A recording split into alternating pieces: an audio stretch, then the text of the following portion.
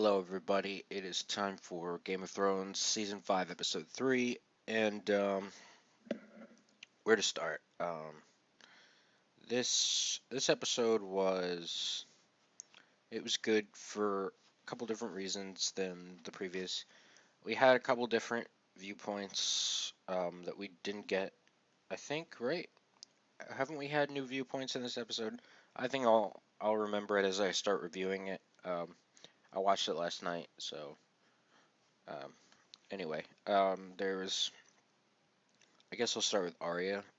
She is still trying to learn how to become a faceless person, and to do so, she starts off by sweeping the floors, and they, when she asks Jaqen, like, I'm, I'm here almost, I'm here to kill, basically, and, he says Valor Dohaeris, which is all men must serve. So there's the two, Valor Morghulis, all men must die, and then, um, I didn't know that, so that was interesting. Um, so then we get to the fact that the this gives us so many non-answers, and she just ignores Arya because I'm just like, fuck, I want to know. Um, and because she gets pissed off, like she's still wearing Arya Stark's clothing. She changes and she throws all her possessions, including her coin, into she's about to throw Needle in, but she can't. Gift to her. Basically, the last time they ever saw each other, John's rapier, a small sword, whatever, to her. Pick it up if she needs to. Reminds me of Walking Dead. I'm sure, like, I don't want to see Needle go. If you know, if Jaqen finds out, most likely he's gonna be like, a girl must get rid of it or something like that. If a girl wants to become a faceless person, and so, um, he, if he finds out, which he's like an all-knowing guy, pretty much. So I don't know. Anyway, so that happens, and now they're like cleaning some body and some shit and a dead body, of course. And so we have no idea what the fuck's happening. At least show watchers don't. I'm assuming they're gonna take his face. That's my assumption, just based on the fact that they're taking dead bodies who are drinking this poison in the back, and they're cleaning him. I'm assuming they're gonna take the face and the body. I guess I don't know, maybe. So there's that, and let's see. Let's talk about Cersei next. Did she have much in this? Yes. Oh yeah. Hell yes. Yeah. Now I'm starting to remember the episode a little bit better. Um, yeah. Cersei, her part in this episode was simply to watch everything sort of collapse around her. Um, you know, especially with her own son, where I'm gonna go into Marjorie's part as well because they kind of intertwine. Where they finally get married, Marjorie and Tommen. Finally, I act like it's been a while. It hasn't. And they fuck. They consummate the marriage, and damn, Tommen is already a sex addict. Marjorie's just that good. I don't know. She is experienced, as heavily implied by when she was talking to Sansa a long time ago. And, you could really see the way that Marjorie is trying to manipulate Tommen with a lot of her words. She, she's brilliant because she's saying all this nice stuff about Cersei and saying like, oh, little boy, that kind of stuff, like complimenting her. But what she's doing is she's preying on the fact that Tommen is still a teenage boy who is trying to break away from you know parenthood and is trying to find independence. And so the fact that you know she's she's saying all this stuff is sort of picking at his will to become more independent. And so then that manipulates him to go to Cersei and go and talk about Casterly Rock, how she's, he said that she always talked more highly of that than King's Landing, and so that's now he wants to convince her to go home because he wants to be independent. He doesn't want her ruining his, he doesn't want her cramping his style. And so I understand that, as believe it or not, I was once a teenage boy, so I do understand that. I act like I'm fucking 50 or something. I'm in my 20s, okay? I'm not that fucking old. Um, um, so yeah, and then basically Cersei and Marjorie have like this little talk, and it's like who can intimidate the other with kindness? Essentially, like Marjorie understands, and so does they both understand how the game is played. Not the Game of Thrones, the game of women manipulation talk. Um, and so they're basically playing the game against each other. Who can steal Tommen's heart? And I'm sorry, but Cersei has to do something really dirty to get to Tommen's heart, and then hope he likes it. But I don't think he can get into Tommen's pants. Sorry.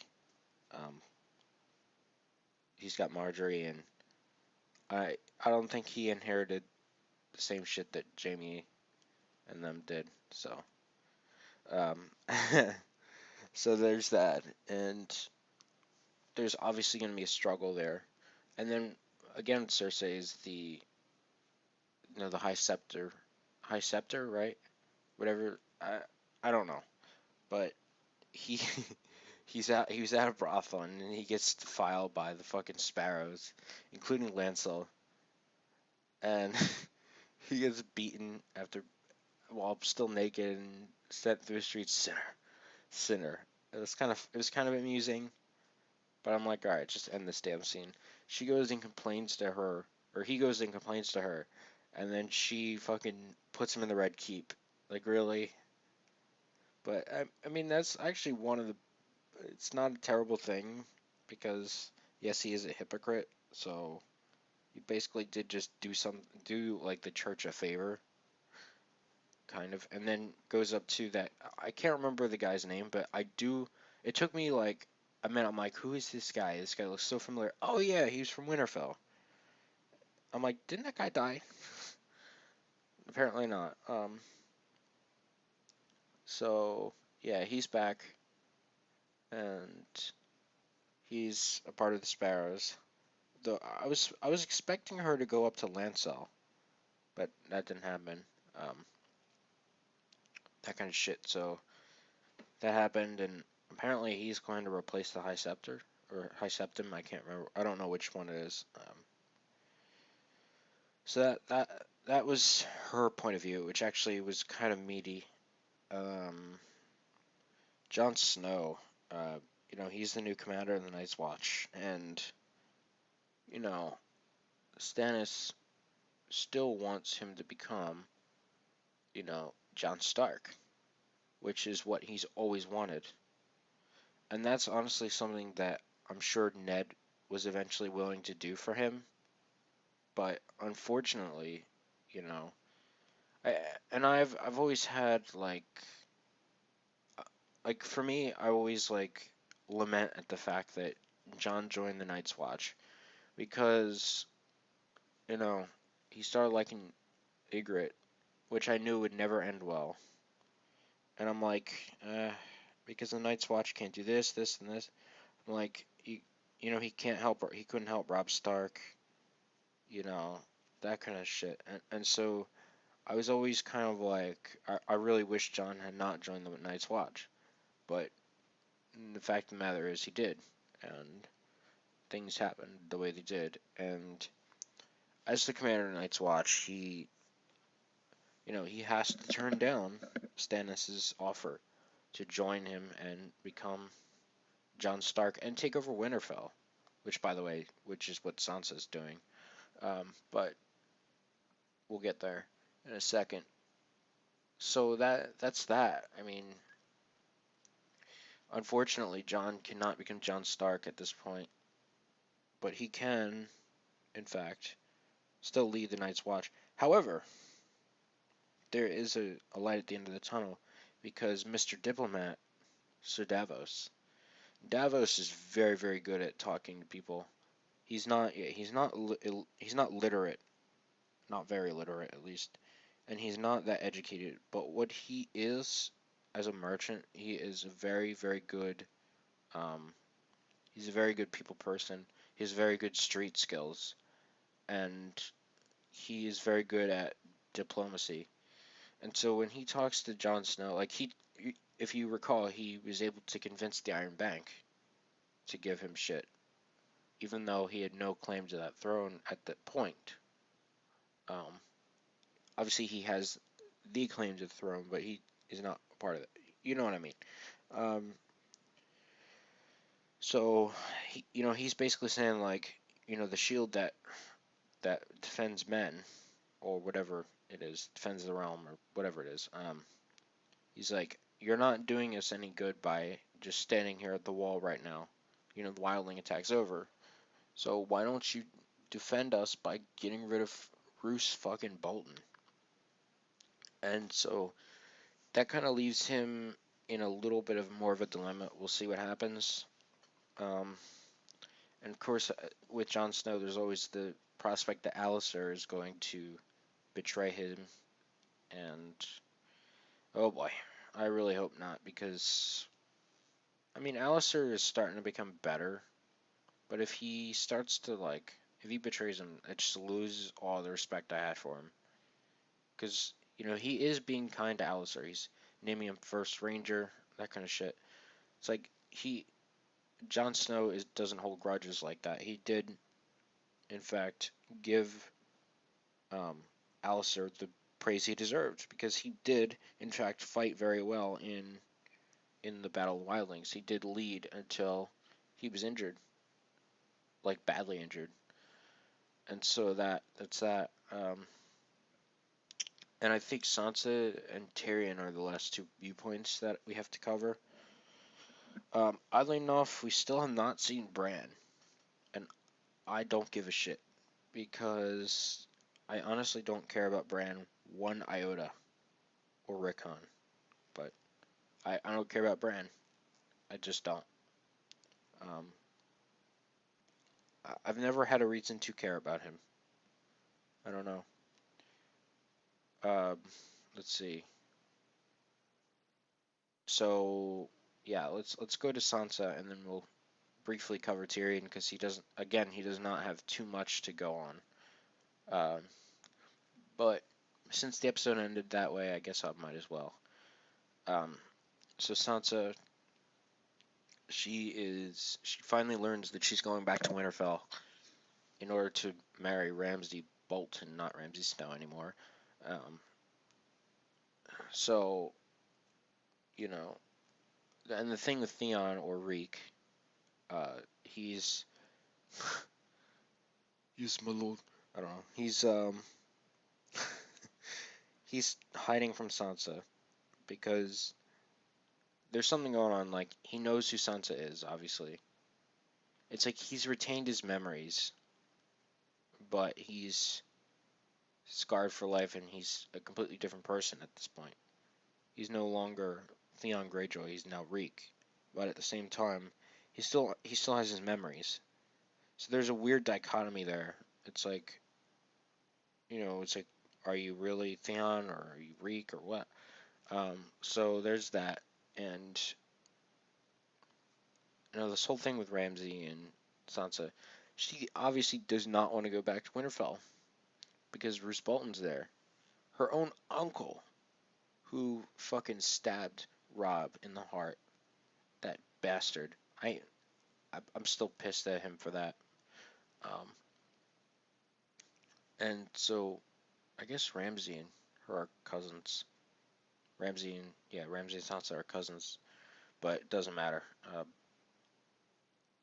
It's retarded. But so she's gonna be, he's gonna be the inheritor of Winterfell, and Sansa is next. So what? Obviously, Littlefinger's plan is to marry them off and then kill them, because that's what's going to happen when Stannis Baratheon comes in.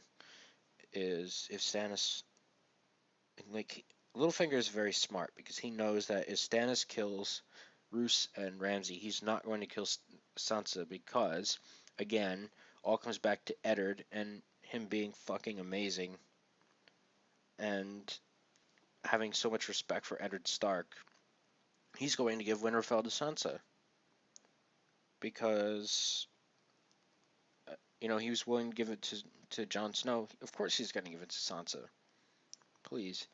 And so it looks like at this point Littlefinger is banking on Stannis killing Bolton, or maybe the other way, or maybe an internal destruction where Sansa kills Ramsay and Roose Bolton, which would also be awesome because she's becoming darker, obviously, as we can tell.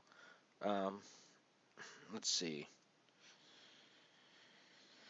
Um, yeah, so she was reluctant at first, but then once Littlefinger sort of lays out the thing for her, like you can you basically kill them. You can take over Winterfell. She's willing to go, um, and she does.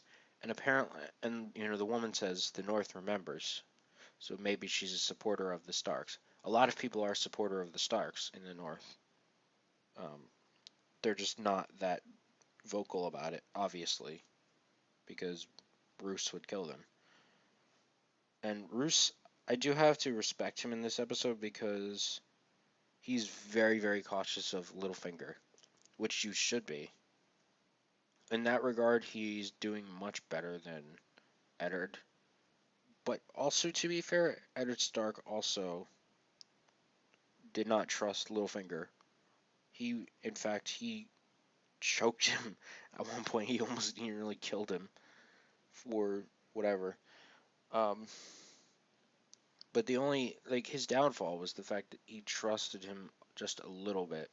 Because it was like, if we're being fair, he knew that Littlefinger liked Cat, and so I'm assuming he assumed that he wouldn't completely betray Eddard because then he would lose Cat like forever, which kind of happened because Cat had wanted nothing to do with Littlefinger once she found out that he betrayed her. But yeah, um,